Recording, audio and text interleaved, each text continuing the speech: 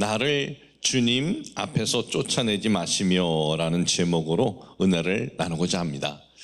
지난 주일날 설교했던 이 알렉스 헤일리 이 작가, 그가 쓴 소설은 아프리카에서 노예 상인들에 의해서 미국으로 이 노예로 팔려온 노예들의 그 애환을 담긴 그러한 내용입니다. 그는 이 소설 뿌리로 인해서 세계적인 작가가 됩니다. 근데 소설 뿌리를 이걸 쓰기 위해서 그가 얼마나 많은 사람들을 만났냐면 수천 명을 만났습니다. 그리고 얼마나 많은 또 거리를 여행했냐면은 75만 킬로미터를 여행을 했습니다.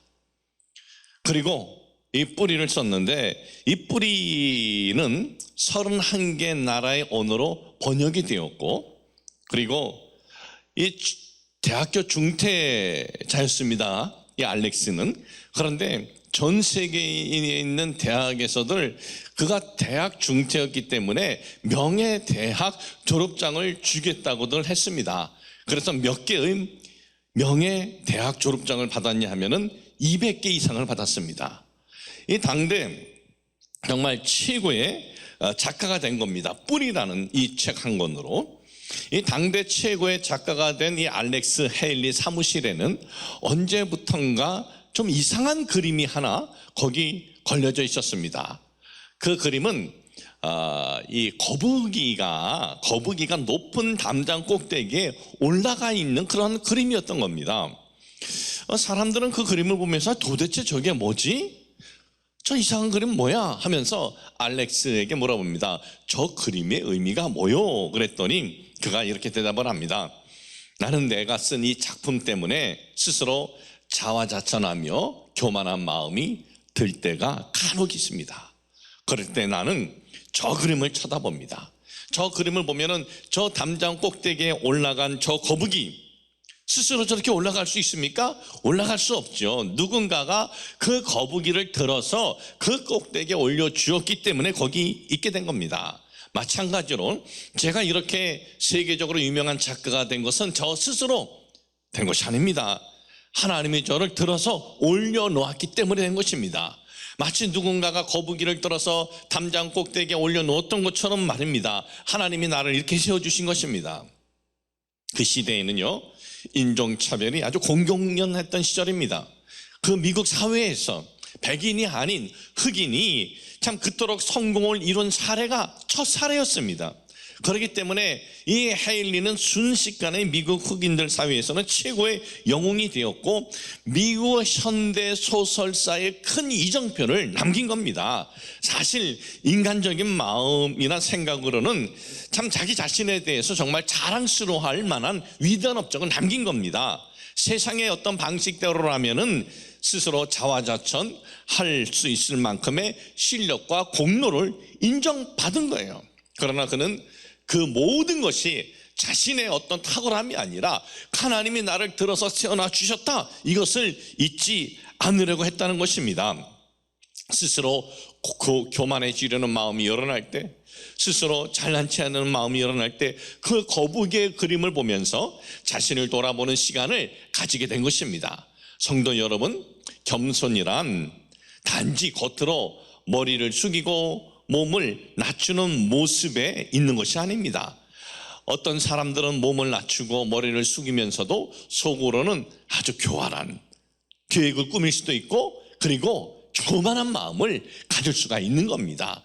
머리는 숙이고 몸은 낮추면서도 나는 너희들보다 특별한 존재야, 그렇게 속으로는 생각하면서 겉으로만 그렇게 하는 사람들도 많이 있다는 겁니다. 진정한 겸손은 뭐냐? 진정한 겸손은 외적으로 몸을 낮추는 모습에 있는 것이 아니라 정말 그 가슴으로 하나님이 모든 것을 주셨습니다. 나는 하나님의 은혜 때문에 여기까지 왔습니다. 말만 하는 것이 아니고 행동으로 그러한 자신의 마음이 행동으로 열매를 맺으면서 살아가는 사람인 것입니다. 여러분, 지혜로운 사람하고 우매한 사람의 차이가 있습니다.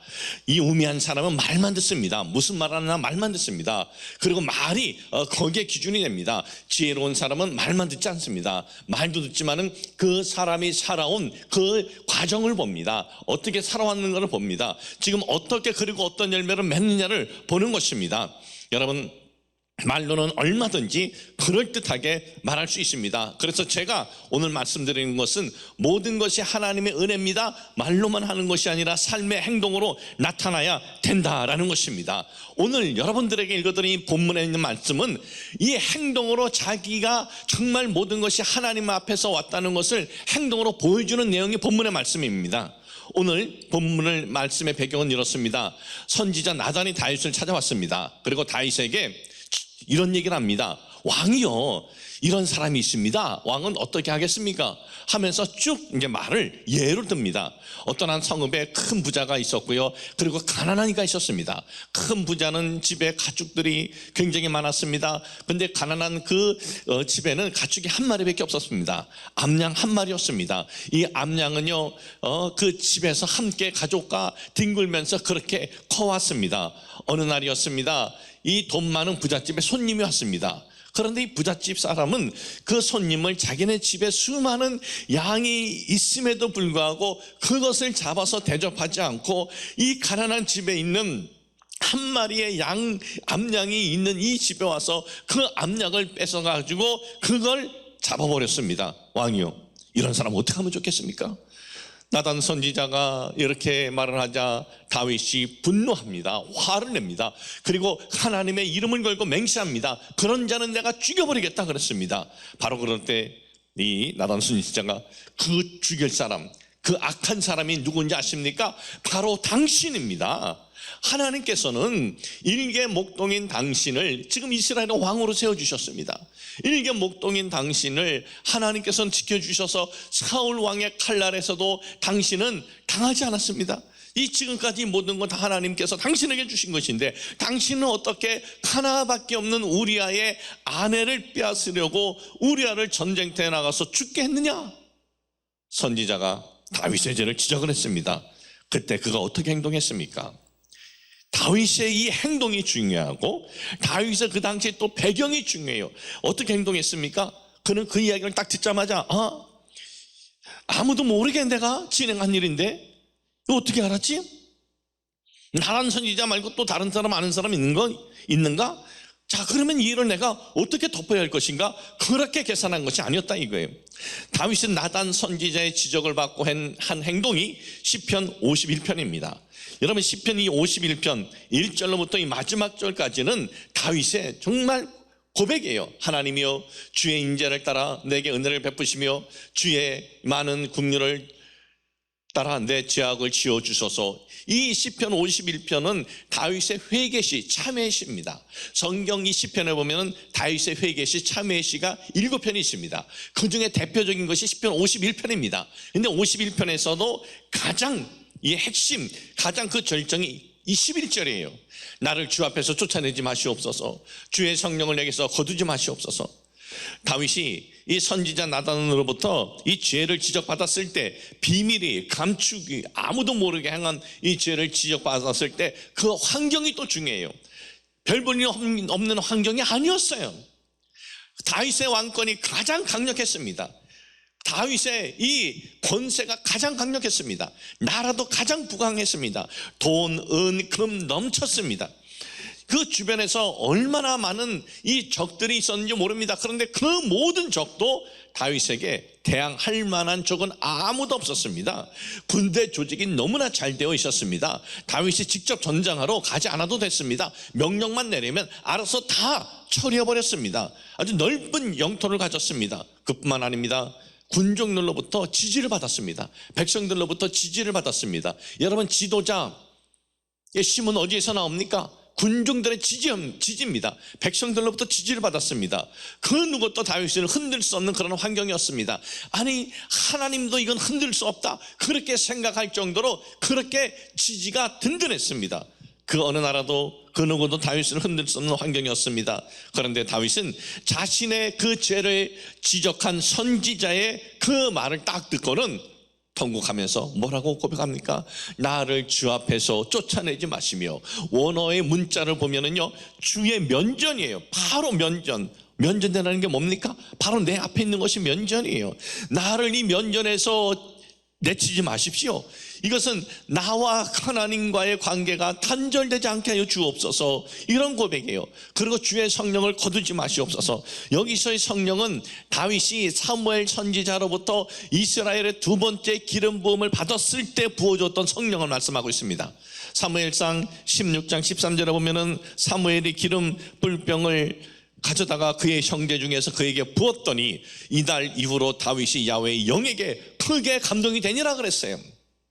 다윗은 자신이 오늘날에 이르기까지 이렇게 된 것은 자신의 능력이 아니라 성령의 인도하심이 있었고 성령의 능력이 있었기 때문임을 그는 알았습니다. 그런데 그 성령이 내게서 떠난다? 그러면 자기는 끝장난다, 그런 생각을 가졌던 것입니다. 사울왕도 보십시오. 사울왕에게 하나님의 성령이 떠났을 때 어떻게 되었습니까? 성령이 떠나버렸으니까 그냥 평범한, 그냥 상식적인 사람이 되었다 그랬습니까? 아닙니다. 사무엘상 16장 14절에 보면은 야훼의 영이 사울에게서 떠났고 야훼께서 부리시는 악령이 그를 번뇌하게 한지라.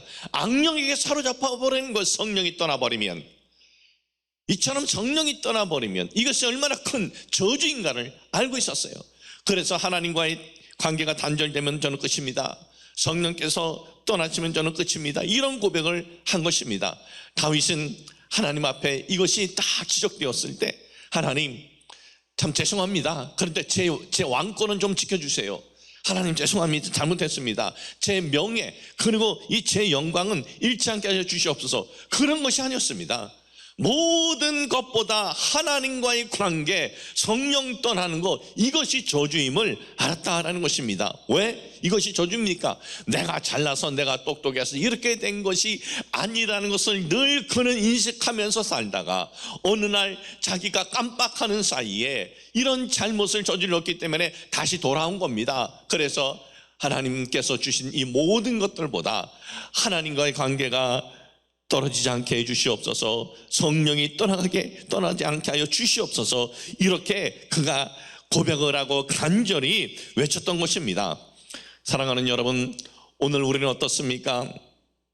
우리가 살아갈 때 정말 그 무엇보다 우리에게 있어서 하나님과의 단절되는 것이 가장 무서운 것이고 성령이 내게 떠나는 것이 가장 우리에게 무서운 것임을 우리가 알고 있습니까? 그런데 우리는 그런 것을 잊어버리고 외적으로 보이는 것이 내게서 떠날까 봐 안달하고 있는 것 아닙니까? 이 다윗이 정말 어떻게 보면은 큰 잘못을 하였음에도 하나님으로부터 외면받지 않은 것은 하나님으로부터 이 모든 것 왔는데 내가 착각했구나, 내가 잘못했구나, 내가 순간적으로 내가 정말 이런 바보 같은 짓을 했구나 하면서 잘못을 고백했기 때문에 하나님께서 다시 그를 참 회복시켜 주시고 은혜를 내려 주신 것입니다.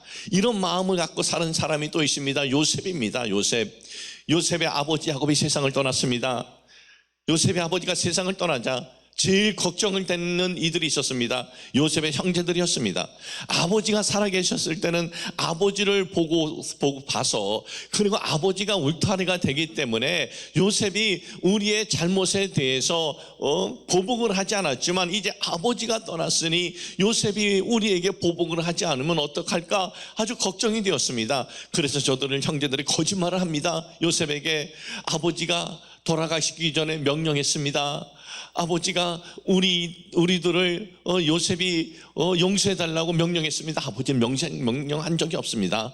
아버지는 그런 유언도 한 적이 없습니다. 왜냐? 그런 유언할 필요도 없고 그런 명령할 필요도 없기 때문에 요셉의 됨됨이를 아버지는 알고 있었기 때문에 이걸 가지고 거론할 조차가 없었습니다. 그런데 요셉의 형제들은 걱정이 된 겁니다. 그렇게 말을 하자 요셉이 어떻게 합니까? 요셉이 울었어요. 그 말을 듣고 눈물을 흘렸어요. 울었어요. 왜 요셉이 울었습니까? 그것은 아니 내가 뭔데 우리 형제들을 내가 심판하겠냐 이거예요. 도대체 내가 뭐 그리 대단하다고 내가 그렇게 하겠냐 이거예요. 그러면서 요셉이 뭐라고 고백을 합니까? 창세기 50장 20절에 보면 당신들은 나를 해하려 하였으나 하나님은 그것을 선으로 바꾸사 오늘과 같이 많은 백성의 생명을 구원하게 하시려 하셨나니, 아니 이것이 다 하나님의 은혜인데 하나님의 인도하심인데 내가 어떻게 당신을 심판하겠느냐, 그런 고백인 것입니다. 사랑하는 여러분, 오늘도 한번 우리를 돌아볼 때 우리가 지금 이런 하나님의 은혜로 내가 왔고 앞으로도 하나님의 참 인도하심으로 내가 살아갈 수 있습니다, 이런 우리가 고백과 이런 마음이 있는지 돌아보시길 주님의 이름으로 축복을 합니다. 참 돌아보면은 하나님께서 우리 교회에 참 많은 걸 주셨습니다. 이 코로나 전에도 그렇지만은 이 코로나라는 환경에서도 이 덕양 지역에 있는 교회들뿐만 우리가 섬긴 것이 아니라 이 고양시에 있는 교회들도 섬겼고, 그리고 더 넓게는 경기 북부 지역, 이 경기 북부 지역에 기독교 연합회가 있습니다. 거기에 각 시마다 또 기독교 연합회가 있습니다. 고양시, 파주시, 의정부시, 남양주시, 구리시 이렇게 있는데, 얼마 전에 우리 교회가 저기 운정에 있는 우리 기도원 수련원에 각 시에서 이번에 대표가 되신 목사님들, 임원 목사님들을 초청했는데 다 왔어요. 다. 이분들이 그렇게 어디는 움직이지 않아요. 한번 움직이면은 하루 종일 자기의 시간을 버리는데 움직이겠습니까? 근데 다 오셔가지고 우리가 기도회도 하고 우리가 또 축하도 해주고 그리고 모임을 갖고 우리 교회가 이제 섬길 수 있게 되었습니다. 그리고 이제 이번 대선이 이제 한 일주일 후면 끝나는데, 대선이 끝나면 3월 말에 고양시 약 400개 교회 목회자님들을 초청해서 아침에 우리 교회에서 기도회를 했으면 좋겠다, 그런 요청을 받았습니다. 그래서 정말 좋다, 우리 교회가 그렇게 쓰임을 받을 수 있다면, 섬길 수만 있다면 나는 뭐든지 우리가 하겠다. 그렇게 교회들을 이렇게 참 섬기면서 감사하면서도 한쪽으로는 미안하고 죄송한 마음이 큽니다. 한쪽으로는 미안하고 죄송한 마음이 큽니다. 왜 한쪽으로 미안하고 죄송한 마음이 크냐 하면, 저는 23년 전에 한국에 와서 목회를 할 때 다른 목사님들보다 많은 정말 것을 받고 시작을 하였기 때문입니다. 23년 전 우리 교회는 요 상록 빌딩에 있었습니다. 68층하고 지하 1층. 분양금 반은 냈습니다. 그리고 나머지 반은 제가 와서 10년 동안 또 상환을 해야만 했습니다. 참 그때 비하면 우리 교회는 정말 외적으로 30배, 60배, 100배의 어떤 그런 이 결실이 있었다, 야고보 이삭에게 그런 결실이 있었다는 것처럼 정말 놀라운 부흥이 있었습니다. 그것뿐만 아니라 또 얼마나 큰 번영이 있었는지 모릅니다. 지금 우리가 예배드리는 이곳이 약 890몇 평, 약 거의 900평 됩니다. 이 중심 상업 토지에다가 우리가 교회를 건축을 했습니다. 또 주변에 이 교육관 용도로 여러 층 상가들을 우리가 구입을 했습니다. 파주 운정 야당역에서 약 100m 거리에 되는 4,050평의 그 대지에다가 우리 기도원도 졌고 수련원도 지었고, 그리고 고양 경찰서 뒤에 2,400평의 우리가 부지를 구입을 해서 지금 거의 4년 전에 구입을 했습니다. 이제 1년 되면 우리가 이 무이자로 구입을 했기 때문에 뭐 싹 이제 우리가 돈을 다 내버리는데 지금 미리 내버리려고 합니다. 왜냐하면 설계를 하고 학교 계획을 이제 바로 추진해야 되기 때문에, 참 23년 전에 우리 교회가 이렇게 좋아질 것이다 아무도 생각하지 못했습니다. 정말 너무나 큰 부흥이 있었고 번영이 있었지만은 이건 정말 자랑할 것이 아니라 미안한 마음, 죄송한 마음이 드는 이유가 여기에 있습니다. 대부분의 목사님들이 보면은 목회를 할 때 보면은 조그만 상가에서 시작을 합니다. 월세를 좀 적게 내려고 지하로 다 내려갑니다. 그리고 성도라고는 가족과 그리고 친척과 아주 친한 친구들, 그렇게 몇 명으로 시작을 합니다. 제가 아는 후배 목사가 한 명 있습니다. 이 후배 목사의 꿈이 있습니다. 그 꿈은 전세에 들어가서 목회하는 것이 꿈이랍니다. 월세가 늘 부담이 되기 때문에 설교도 잘합니다. 목회에 대한 열정도 있습니다. 그런데 매달 이 월세에 대한 부담이 있는 거예요. 그래서 꿈이래요. 상가 전세 얻어서 목회하는 게. 그런 목사님들 생각하면 너무나 미안하고 죄송한 거예요. 나도 저렇게 시작을 했다라면 지금 몇 명의 성도님과 함께 내가 목회를 하고 있을까? 아니, 내가 솔직히 저분들만큼 내가 할 수는 있었을까? 참 하나님의 은혜로 스승 되시는 고 조영기 목사님을 만나서 이런 은혜를 받아서 기반이 갖추어진 교회를 맡았기 때문에 오늘의 이런 것이 아니냐 이거예요. 여러분, 우리 교회 부흥의 발판이 된 것은 우리 교회가 이렇게 정말 다른 분들이 볼 때 너무나 부러워할 만큼의 이런 자산이 있게 된 것은 하나님의 은혜고 고 조영규 목사님의 은혜예요. 그러니 무슨 자랑거리가 있고 뭐 그렇게 우리가 폼잡을 거에 있겠느냐 이거예요. 그런 혜택을 받지 못한 목사님들에게 정말 미안하고 죄송할 뿐이죠. 3월 말에 한 400여 명 아니면 뭐 500여 명도 오실 수 있어요. 고양시에 1200개 교회가 있는데 뭐 엄청 많이 오는 거죠. 그런 목사님들 오실 때 정말 우리 교회가 잘 섬길 겁니다. 여러분들에게도 어떤 성령의 감동이 일어나면은 후원에 동참해 주면 좋겠습니다. 사랑하는 여러분, 우리가 이 모든 것 하나님으로부터 왔음을 잊지 않는다면 하나님으로부터 받은 것 가지고 교만하지 않게 될 것이고, 그럴 때 하나님께서는 우리를 더 긍휼을 보여주시고 더 큰 은혜의 길로 인도해 주신 것이라는 것을 잊지 마시길 주님의 이름으로 축복을 합니다. 저는 종종 이런 소리를 들을 때가 있습니다. 무슨 소리냐면은 목사님은 참 좋겠어요. 왜냐하면 목소리가 참 괜찮네요. 음성은 참 목회자에게, 설교자에게, 참 설교 듣는 이들에게 큰 영향을 주는데 참 좋겠습니다 라면서 그런 얘기를 듣습니다. 참 목회자는 평생을 설교하면서 살아야 합니다. 평생 말을 하면서 살아가는 이 당사자에게 있어서, 이 설교자에게 있어서 정말 음성, 목소리는 그 무엇보다도 중요합니다. 그런데 저는 그런 말을 들을 때 그래요, 나는 다른 사람보다 하나님께서 특별한 달란트를 주셨지요, 그런 생각을 할 수가 없어요. 그런 생각을. 왜? 저는 어렸을 때 이런 사고가 있었습니다. 어렸을 때 한국에 살 때 제가 초등학교였습니다. 집에서 밥을 먹는데 뭔 일인지 모르겠어요. 근데 내가 후다닥 해서 집에 들어가는 문이 아니고 그 의자를 밟고 창문을 통해서 뛰어나가야만 했어요. 뭐 때문에 그런지 모르겠어요.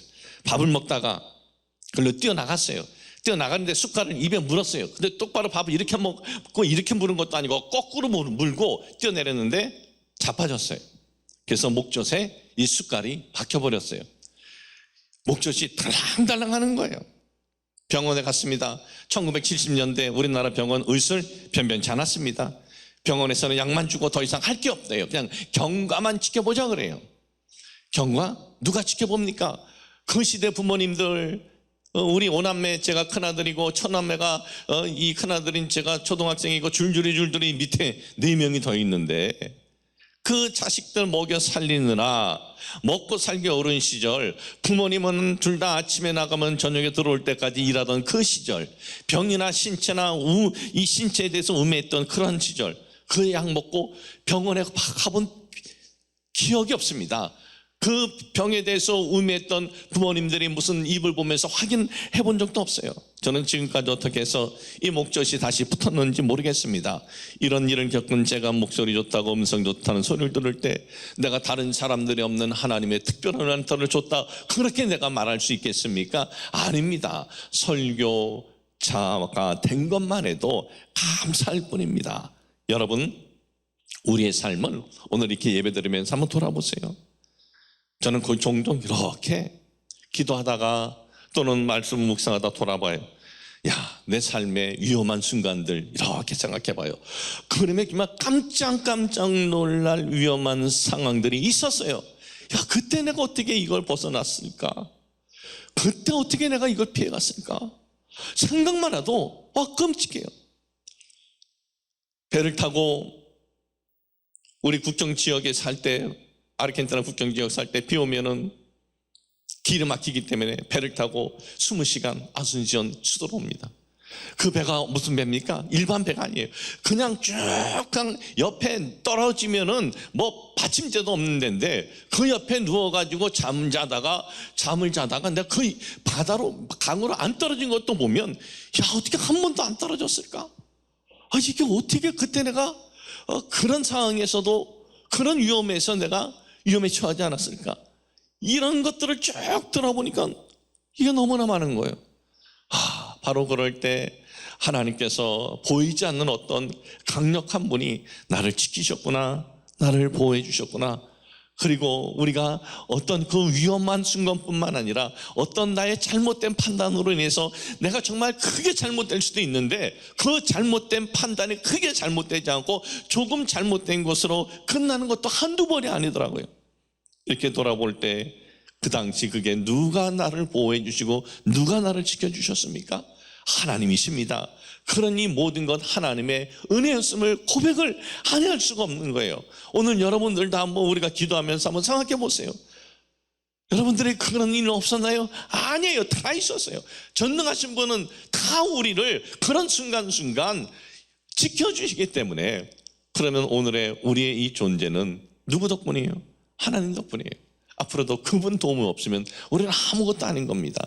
다윗의 이러한 고백이 우리의 고백이 되시길 주님의 이름으로 축복을 합니다.